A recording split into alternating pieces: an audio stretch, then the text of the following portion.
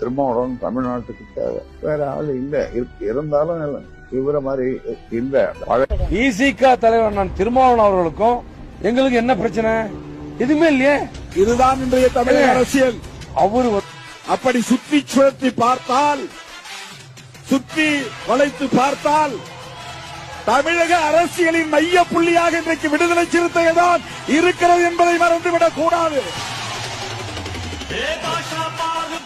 விவாதங்களில் பேசுகிறவர்கள் அதை கடந்து போவார்கள், பேச மாட்டார்கள். அதனால் திருமாவளவனுக்கு ஒரு முக்கியத்துவம் கிடைத்துவிடும் என்று பேச மாட்டார்கள். விமர்சிப்பதற்கு என் பெயரை எடுப்பார்கள்.